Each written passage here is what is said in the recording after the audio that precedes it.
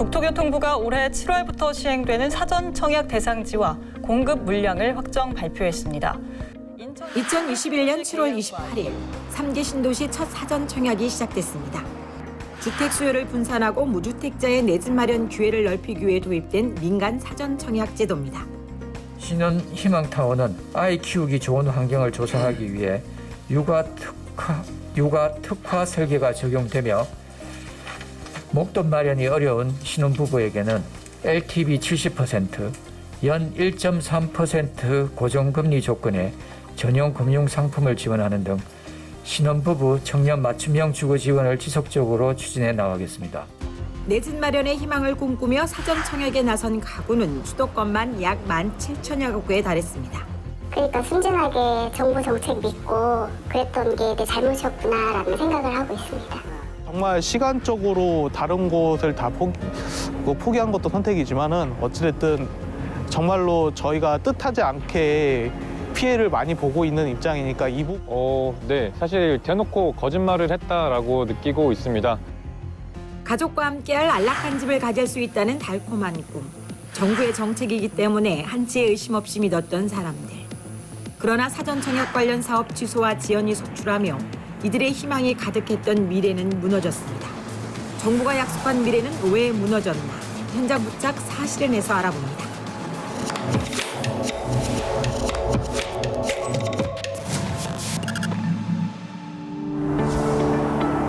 우리 삶에 꼭 필요한 의식주. 그중에서도 집을 마련하기 위해 우리는 자금 계획을 세우고 주택시장을 주시하며 기회를 기다려왔습니다. 정부가 내놓은 사전 청약 제도를 믿고 과감히 투자했지만 그 믿음은 곧 절망으로 바뀌었고 내 집 마련의 꿈은 멀어졌습니다. 장밋빛 미래로 포장됐던 사전 청약. 그 실체를 지금부터 짚어봅니다. 사전 청약 제도의 뿌리는 2009년으로 거슬러 올라갑니다. 당시 이명박 정부는 보금자리 주택 공급을 앞당기기 위해 사전 예약제를 도입했습니다. 그러나 본 청약이 잦은 지연을 겪고 사업 추진이 더뎌지면서 결국 2011년 제도는 폐지됐습니다. 그로부터 10년 뒤 2021년 집값이 급등하며 시장 불안이 커지자 문재인 정부는 다시 이 제도를 꺼내들었습니다. 이름은 사전 청약. 미래의 공급 계획을 미리 보여줌으로써 수요를 분산시키고 시장을 안정시키겠다는 의도였습니다. 문재인 정부 당시에 이렇게 부동산 가격이 올라가는 거를 진정시키거나 안정시키기 위해서 우선 사전 분양을 한 겁니다. 집도 없는데 일단 분양부터 해버리면 분양받은 사람들, 당첨된 사람들은 분양시장이나 매매시장에서 한 발 물러나서 이제 대기 수요로 남게 됩니다. 다시 말하면 지금 당장 집을 사지 않아도 되거든요. 분양되면은 나중에 들어갈 수 있기 때문에. 그래서 이 시장을 앞서서 분양한 겁니다. 그게 선분양입니다. 신도시를 만들 때 신도시가 조성되고 난 이후에 분양해야 되는데 택지도 개발되지 않은 상태에서 미래의 그림을 그려서 분양을 한 거죠. 그게 사전 분양입니다. 하지만 현실은 달랐습니다. 본 청약 지연과 사업성 악화, 그리고 잇따른 사업 취소까지. 사전 청약은 기대와 달리 불확실성을 키우는 제도로 변질돼 제도의 신뢰성 자체가 흔들리며 실패한 제도로 평가됐습니다. 시키기 위해 사전 청약 제도가 시행됐습니다. 하지만 시행 3년 만에 공사비가 올라가고 본 청약 시기가 지연되는 등 각종 부작용이 발생하면서 폐지됐는데요. 올해 들어 이 사전 청약이 진행됐던 민간 분양단지의 사업이 줄줄이 엎어지면서 피해자들이 속출하고 있습니다. 2022년 하반기부터 시작된 부동산 경기 침체와 건설 원가의 급격한 상승은 민간 사업자들의 발목을 잡았습니다. 경기 침체와 같은 복합적인 불안 요소를 면밀히 살펴야 할 관계 기관에서는 사업 전반에 걸친 검증 절차가 제대로 작동하지 않았습니다. 토지를 확보하지 않아도 자금력 검증도 없이 단지 시공사의 사업 계획과 10%의 계약금만 있으면 사업을 허가해줬습니다. 결국 이는 구조적 허점이었고 부실한 검증이 반복되면서 수많은 사전 청약 사업이 좌초되는 결과로 이어졌습니다. 이 사전 청약의 경우에는 예를 들어서 LH가 시행사에 또는 시공사에 택지를 공급할 때 이 택지는 사전 분양 제도를 통해서 분양을 하겠다라는 조건부 매각 계약이 되는 겁니다. 그래서 10%의 계약금을 지불한 건설사에서 이 토지를 사게 되면 이 토지에 대해서는 이 사전 청약을 통해서 아파트를 공급하겠다는 계약에 의해서 사업을 진행하게 되는데 결국 천정부지로 치솟는 물가에 자금력이 약했던 시공사는 사업 취소를 선택했고 피해는 고스란히 사전 청약 당첨자들에게 돌아갔습니다. 주거권을 박탈당했다고 봐야죠. 주거 안정을 위하고 내 집을 마련해서 분양을 받았는데 집이 없어졌어요. 집을 짓지 않는데요. 그러면 이건 주거권 박탈이라고 볼 수 있고요. 또 한 가지는 이제 청약을 통지하다 보니까 선택권을 또 박탈당한 겁니다. 그러니까 결국에 청약 통장도 무용지물이 해버렸고 다시 분양받기도 어려워져서 피해자라고 볼 수 있죠. 2025년 7월까지 사업이 취소된 민간 사전 청약 단지는 모두 8곳. 피해 규모는 무려 3,105가구에 달합니다. 여기에 본청약 일정이 연기된 단지까지 합하면 피해 가구의 수는 훨씬 더 커집니다. 사전 청약을 더 이상 시행하지 않고 신규 공급되는 공공분양주택은 사전 청약 없이 바로 본청약을 시행합니다. 몇 년 뒤 내 집을 가질 수 있다는 희망은 절망으로 바뀌었고 설상가상으로 책임을 물을 곳도 마땅한 구제 대책도 없는 현실은 더욱 답답함을 남기고 있습니다. 사전 청약 피해자들은 3, 4년의 시간을 잃었고 다른 청약 기회마저 놓쳤습니다. 무엇보다 가족의 생애 계획이 무너진 상황에서 이 피해에 대한 보상은 어디서 받아야 할지 질문이 이어지고 있습니다. 최근 사업이 취소된 파주 운정 3지구에서 피해자를 직접 만나봤습니다. 2025년 파주 운정 3지구에서 또다시 민간 사전 청약 사업이 취소되는 사태가 발생했습니다. GTX-A 운정 중앙역 인근이라는 입지적 장점에도 불구하고 시행사는 토지 대금을 납부하지 못했고 결국 LH와의 계약은 해지됐습니다. 2022년 6월에 사전 청약을 받았는데요.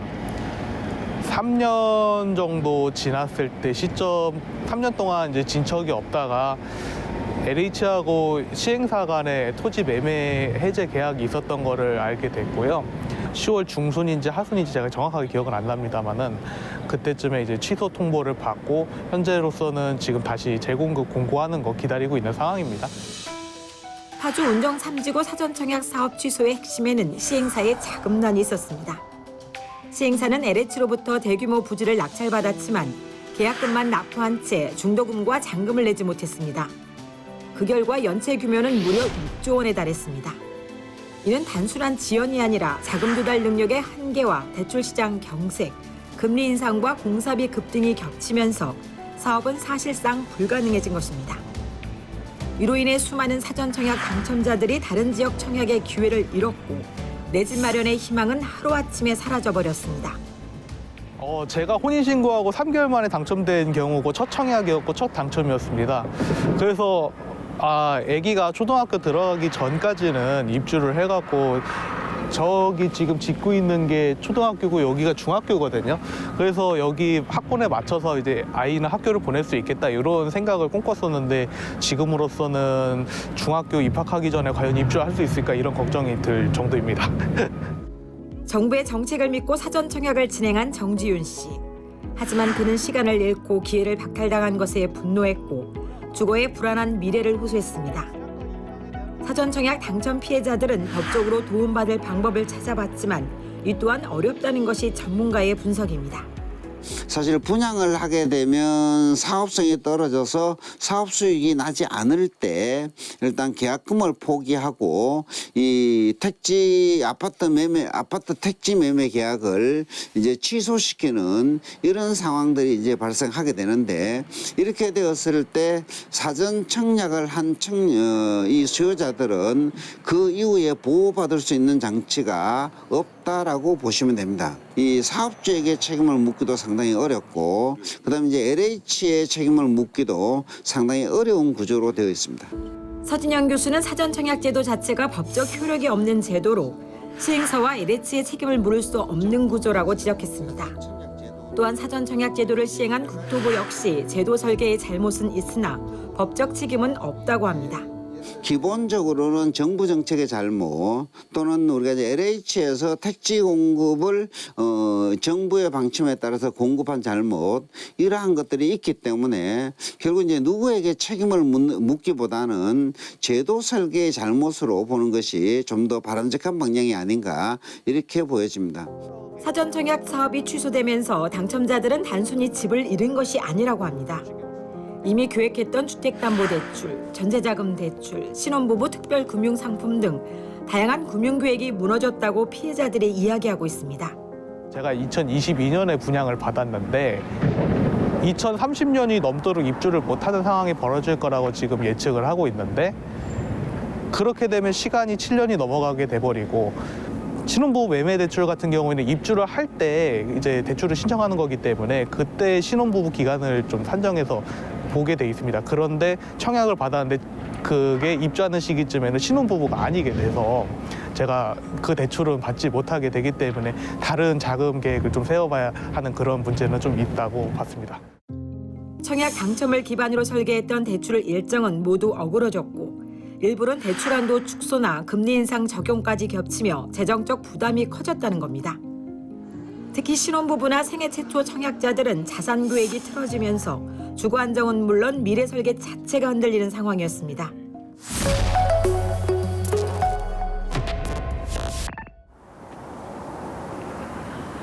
사전 청약은 단순히 주택 건설 문제가 아니라 금융계획과 생애 설계가 함께 고려되는 제도입니다. 그러나 사업이 취소되면서 일부 신청자의 재정 계획이 흔들리고 주거 불안이 금융 불안으로 이어졌습니다. 사전 청약 사업 취소로 가족 관계가 영향을 받았다는 또 다른 당사자를 만나 의견을 들어봤습니다. 김미정 씨는 사전 청약을 위해 집을 팔고 전세로 거주하며 2027년 입주를 기다렸습니다. 하지만 돌아온 곳은 단 한 통의 문자, 사업 취소 안내였습니다. 4인 가족이 거주하고 있었고 그 27년도 5월에 입주 계획 잡혀있는 사전 청약을 지원을 했었고 나중에 이제 입주하면 다 같이 모여 살겠구나 이런 계획이 있었죠. 성인 4식구가 살기에는 비좁은 집, 혼자만의 공간이 필요한 24살 둘째 딸의 방은 다용도실이 딸려있는 공간을 방으로 쓸 수밖에 없는 상황입니다. 가족이 거주하기도 비좁은 공간은 수납 공간 역시 부족해 작은 방 하나에 가족의 옷가지와 짐을 쌓아두고 생활 중입니다. 하지만 방주인인 큰딸이 돌아올 예정이라 이 많은 짐을 어디에 쌓아둬야 할지 고민이 깊다고 합니다. 취소된 사전 청약 스케줄로 당장 집을 구할 형편이 안 되는 미정 씨는 현재 이 상황이 답답하기만 합니다. 그러니까 사전 청약이 정상적인 플랜대로 됐으면은 저희가 대출 받고 입주하고 자금 계획에 큰 문제가 없었을 텐데 이 기간이 지금 21년도에 청약을 한 상황인데 지금 27년이 됐는데도 안 됐고 지금 앞으로도 어떻게 될지 모르는 상황이니까 그게 불안한 거죠. 2027년 입주를 기다렸기에 침대 하나 놓을 수 있는 작은 집에서도 감내하며 3, 4년을 보냈던 미정 씨의 가족은 대책 없는 사업 취소가 주거 불안은 물론 자금 계획까지 흔들리는 상황이라고 합니다. 그러니까 제일 걱정되는 부분은 이제 저희가 온전히 돈을 가지고 집을 살 수 없는 형편이었어요. 뭐 다른 사람들도 마찬가지겠지만 대출을 받아야 해서 살아야 되는데 그 정년을 하고 나면 이제 백수가 되는 거잖아요. 그러면 재직자가 아니라 대출이 안 나온다고 하더라고요. 그게 제일 걱정이 되는 거죠. 미정 씨 가족은 대출을 받아야만 집을 마련할 수 있는 상황이라고 했습니다. 그러나 내년으로 다가온 남편의 퇴역으로 대출이 불가능해질 수 있다는 불안이 커졌습니다. 사업 취소로 모든 계획은 무너졌고 전세자금 대출 이자보다 빌라 전세 사기 위험 그리고 기회비용 상실까지 걱정해야 하는 상황이었습니다. 사전 청약을 해놓았으니 계약금도 내야 되잖아요. 그러니까 그런 자금 플랜이 있으니까 쉽게 집도 못 옮기는 상황이에요. 이게 지위 승계는 돼서 본 청약을 하게 되면 이제 분양가가 그 처음에 청약할 때 나왔던 분양가보다 막 20% 30% 올라서 한다고 하더라고요. 그로 인한 그 비용 부담이 제일 가장 커서 이거 기다렸던 거를 포기하게 될까 봐. 그게 가장 큰 걱정이에요. 문제는 이것뿐만이 아닙니다. 지위 승계가 이루어져 본청약이 진행된다 하더라도 물가 상승으로 인해 최초 분양가보다 더 큰 비용을 감당해야 하는 상황이 올 것이라고 전문가들은 내다보고 있습니다.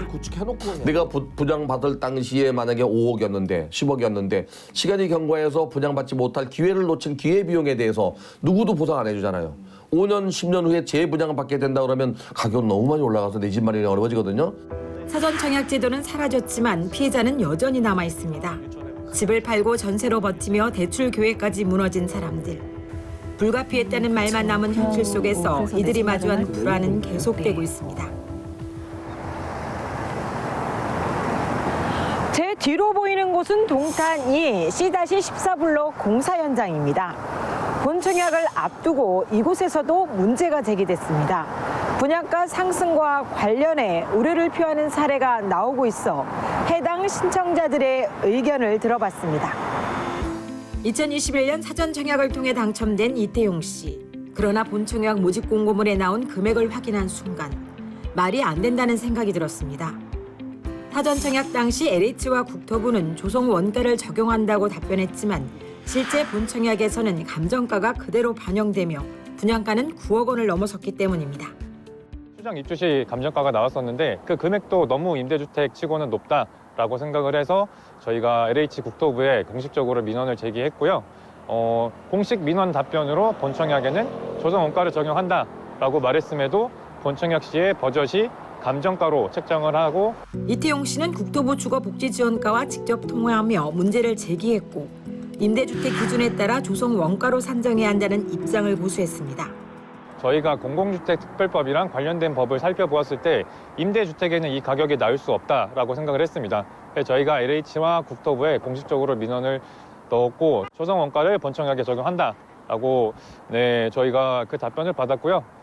그럼에도 본청약 시에는 입주시 감정가를 감정가로 책정하는 바람에 높은 금액이 나왔습니다. 실제로 작년 국토부 답변에서도 동일하게 안내를 받았다고 이야기를 했습니다. 근데 조성원가를 하지 않았기 때문에 문제가 되는 거거든요. 아니 조성원가를 한정할 때 이걸 그 감정평가를 할 수도 있고 그냥 조성원가 들어간 돈에서 수도권에 60% 임대주택 용지는 그렇게 매긴다 하면 그걸 적용할 수도 있고 저건데 여기서 그것까지 공개가 돼 있지는 않잖아요. 조성원가로 한다라고 명확하게 명시를 했습니다. 그런데 조성원가인데 조성복합 용지는 감정평가 기준으로 했다면 그 문제가 없는 거죠. 그렇게 답변하지 않았습니다. C14는 임대주택이므로 임대주택 별표 2에 나와 있는 그 택지 공급가격 기준에 따라서 조성원가를 한다. 임대주택이므로 조성원가를 한다. 정확하게 이렇게 얘기했지. 이런 답변 과정에서 오류사항이 있었다면 그거는 실수할 잘못 오해를 불러일으켰다면 지금 근데 제가 볼 때는 분양 가격 자체에서 크게 문제가 없기 때문에 이의를 삼기가 좀 어렵다고 봐요. 그래서 본청약을 앞두고 실시한 조성원가 산정은 법적으로 문제없음을 주장하는 국토부 관계자. 그렇다면 법적으로 정말 문제가 없을까? 전문가의 의견을 들어봤습니다. 법률적으로는요. 감정평가 가격을 평가하게 되면 재평가를 못하게 돼 있습니다. 종전평가를 감정평가로 하거든요. 그 평가를 종전평가해놓고 사업을 진행하다가 건설사와 조합 간에 분쟁이 생겨서 시공사가 바뀌게 되거나 공사가 지연돼도 3년, 4년 지연돼도 토지비의 기초가격은 최초에 평가했던 감정가격을 기준으로 하게 돼 있습니다. 그러다 보니까 조합은 집가 상승분에 대해서 전혀 반영을 못한 상태에서 분양하게 되죠. 공공택지도 마찬가지입니다. 한 번 평가하게 되면 그 가격을 기준으로 해서 하다 보니까 재평가를 안 하다 보니까 문제가 되는 거죠. 서민주택 공급 안정을 위해 만들어졌다는 취지가 무색하게 최초 분양가보다 4억 원 이상 높게 책정된 9억 1천만 원. 당첨자들은 향후 예상되는 분양가가 시세를 반영할 경우 12억 원 이상이 될 것이라 예측하고 있습니다. 동탄 이 신도시의 84제곱미터 아파트 평균 시세를 살펴보면 기존 단지는 약 8억 5천만 원 수준이고 신규 분양 예정인 민간 단지 역시 7억 원대에 형성돼 있습니다. 그런데 서민을 위한 공공임대주택의 본청약 분양가는 9억 1천만 원으로 오히려 일대에서 가장 높은 가격으로 책정됐습니다. 공공임대의 취지가 무색해진 상황입니다. 실제로 사전 청약이랑 이제 본청약 저희가 청약 접수를 할 때 자산 기준이 상당히 까다로웠습니다. 3억 5천만 원 이상의 자산을 갖고 있으면 신청조차 못하는 기준이었고요. 그럼에도 지금 LH가 지금 만든 이 상황은 3억 5천만 원이 없는 당첨자들로 하여금 12억에 가까운 지금 주택을 구입하게 만들도록 하는 분양가 급등 문제는 동탄뿐만이 아니었습니다. 과천 주암 신원희망타운의 경우 사전 청약 6억 원대였던 분양가가 본청약에서 7억 원을 넘었습니다. 1억 원 이상 급등의 신혼부부와 청년들은 계약을 포기했고 인천 계양의 경우 분양가가 9천만 원에서 1억 원 이상 오르며 당첨자의 40% 이상 본청약을 포기했습니다. 서민 주거 안정이란 취지가 사라진 서민 임대아파트. 내 집을 마련할 수 있다는 서민의 희망마저 막아버린 사전 청약제도. 피해자들은 답답한 심경을 토로했습니다. 지금 사실 너무나도 억울한 상황이고 지금 이 사태를 어떻게 풀어나가야 될지 막막하긴 합니다. 네, 임대주택에 사시는 분들은 사실 자산도 크지 않고요. 소득도 많지 않습니다. 그 기준, 엄격한 기준을 통과했기 때문에 저희가 임대주택의 거주권을 입주할 수 있는 그 권리를 받아낸 것인데 사실 선택지가 없습니다. 이걸 입주하지 않으면 저는 청약통장이 없기 때문에 당장 어딘가에 지금 집을 사야 되는 상황입니다. 사실 이러지도 저러지도 못하는 상황이기 때문에 입주를 할 수밖에 없는 상황이라고 봅니다. 피해자들은 굳건하게 믿었던 사전 청약 제도가 실상은 허점투성이었다는 것을 뒤늦게 깨달았다고 말합니다. 사업이 잘 될 때만 생각하는 게 아니라 그에 대한 안전장치도 함께 마련이 돼야 하는 게 맞습니다. 나중에 정책을 만들 때 저희와 같은 선의 피해자가 발생하지 않기를 바랍니다. LH는 국토부 승인 핑계를 대고 땅 장사를 하고 있다고 하고 국토부는 그 사전 청약제도 그 실패에 대한 어떠한 대책이 없고 그러니까 순진하게 정부 정책 믿고 그랬던 게 내 잘못이었구나라는 생각을 하고 있습니다. 내 집 마련을 꿈꾸던 서민을 우롱한 사전 청약. 전문가들은 어떻게 평가하는지 들어봤습니다. 우리나라만이 사실 이 선분양 제도를 채택하고 있는데 선분양 제도도 지금 많은 문제점들을 안고 있다. 왜냐하게 되면 고가의 부동산임에도 불구하고 완성되지 않는 실체가 없는 이 분양 계약을 통해서 아파트를 공급받는데 그것을 좀 더 또 시기를 좀 당겨서 사전에 또 청약을 하는 이런 제도들을 도입하는 것 자체가 넌센스이다라고 볼 수가 있는 거죠. 저는 개인적으로 이렇게 그 사전 청약을 했다가 건물을 짓지 못하고 피해를 본 사람들에게는 최소한의 구제책이 있어야 된다고 봅니다. 이 무주택자들이 결국에 서울도 아닌 수도권에 내 집을 마련하겠다고 사전 청약을 통해서 분양을 받았는데 이게 집이 지어지기도 전에 건설사가 포기하거나 또는 사업이 중단돼서 들어갈 수 없다 그러면 이들에게는 별도의 어떤 그 수습책이 있어야 된다고 봅니다.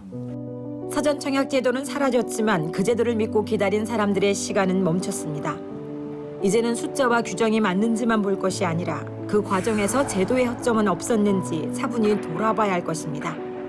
서민 주거 안정을 향해 내걸었던 처음의 약속을 앞으로 어떻게 다시 채워나갈 것인지 여전히 우리 앞에 숙제로 남아 있습니다. 사전 청약은 종료됐지만 관련 논란과 영향은 여전히 이어지고 있습니다. 분양가 상승과 일부 사업 취소로 신청자들이 주거 계획에 어려움을 겪었다는 반응이 나왔습니다. 사전 청약 제도와 관련해 주거 안정 대책이 필요하다는 요구도 제기되고 있습니다. 남은 신청자들의 어려움을 해소할 방안 마련이 주거복지 논의의 과제로 떠오르고 있습니다. 지금까지 현장 포착 사실은이었습니다.